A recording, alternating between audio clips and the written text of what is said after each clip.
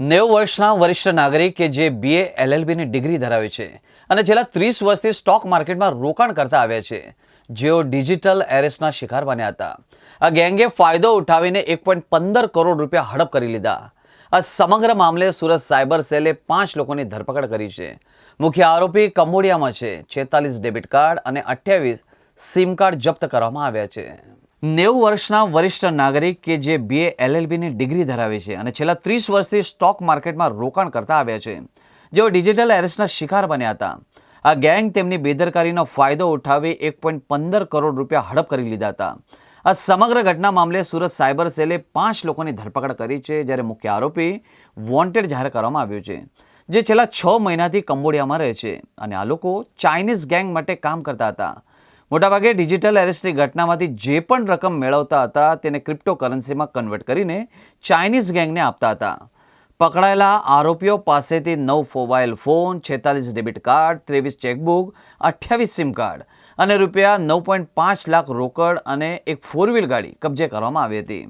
સુરત શહેરના cyber crime cell દ્વારા 90 વર્ષના સિનિયર સિટીઝન સાથે થયેલા ડિજિટલ એરેસ્ટ ફ્રોડનો ગુનો ઉકેલવામાં આવ્યો હતો. આ કિસ્સામાં આરોપીઓએ પોતાની ઓળખ CBI, ED અથવા મુંબઈ પોલીસના અધિકારીઓ તેમજ ભોગ બનનારને ડિજિટલ ધરપકડમાં રાખી ખોટા કેસમાં ફસાવાની ધમકી આપી બળજબરીથી રૂપિયા 1,15,50,000 ટ્રાન્સફર કરાવ્યા હતા. સુરત શહેર પોલીસ દ્વારા સાયબર ક્રાઇમનો ફ્રોડ આચરનાર વિરુદ્ધ એક મુહિમ ચલાવવામાં આવી છે. થોડા સમય પહેલાં જ સાયબર ક્રાઇમની ટીમો દ્વારા અલગ અલગ જગ્યા ઉપર રેડ કરી અને 15થી વધુ લોકોની ધરપકડ કરવામાં આવી છે અને આમાં 1800થી 1900 જેટલા NCCRP પોર્ટલ ઉપર આ એકાઉન્ટોની કમ્પ્લેન કરવામાં આવી હતી.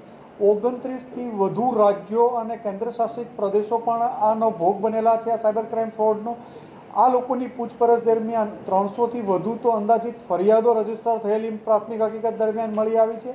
આ તપાસ દરમિયાન સાયબર ક્રાઇમ સેલની ટીમને કાલે એક વધુ સફળતા મળી છે.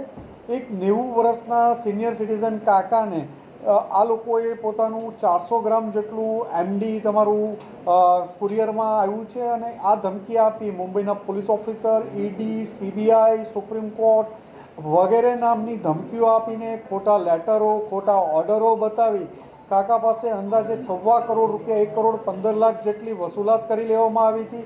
એમને 15 દિવસ જેટલો સમય જેટલા ડિજિટલ એરેસ્ટ રાખવામાં આવ્યા હતા. આ લોકોની પૂછપરછ દરમિયાન જે કાકાની વધુ પૂછપરછ દરમિયાન એમણે સ્કેચ બનાવીને એક માણસનો ફોટો પણ આઈડેન્ટિફાઈ સ્કેચ બનાવી આપ્યો કે આ માણસ જે એમને ડિજિટલ એરેસ્ટ કરેલા હતા એમનો ફોટો સ્કેચ પણ બનાવી આપ્યો છે.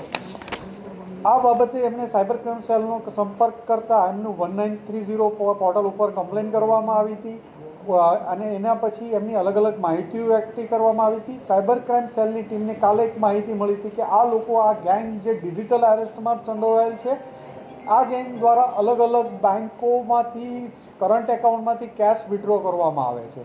તો આ અનુસંધાને કાપોદ્રા વિસ્તારમાં HDFC બેંક પાસે એક જગ્યાએ વોચમાં રહી અને 5 ઇસમોને પકડી પાડવામાં આવ્યા, જેમની પાસે 9.5 લાખ રૂપિયા જેટલા બેંકમાંથી કેશ વિડ્રો કરેલા મળી આવ્યા છે. એક 4 વ્હીલ ગાડી મળી આવી છે I-20.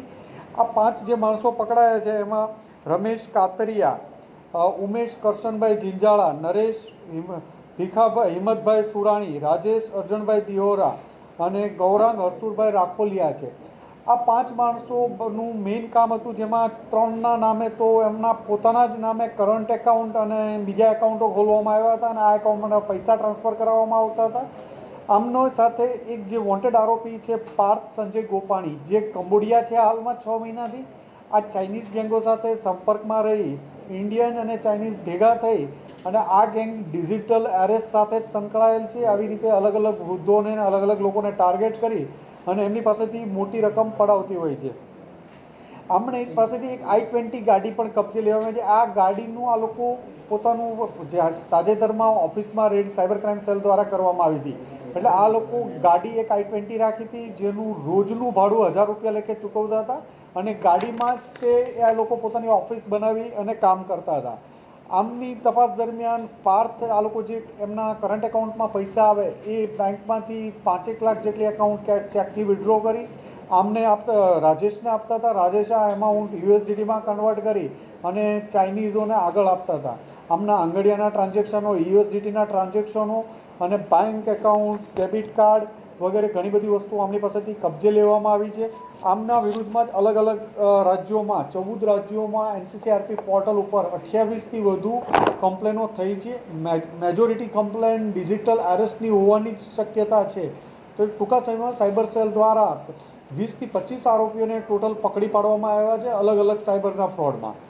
લોકોને એક નમ્ર અપીલ ફરીથી કરશું કે પોલીસ, ઈડી, કસ્ટમ કોઈ પણ વિભાગ દ્વારા ક્યારેય પૈસા ભરવામાં કહેવામાં આવતું નથી. કોઈને બાંધીને ઘરમાં રાખવામાં, ડિજિટલ એરેસ્ટ કરવામાં આવતા નથી.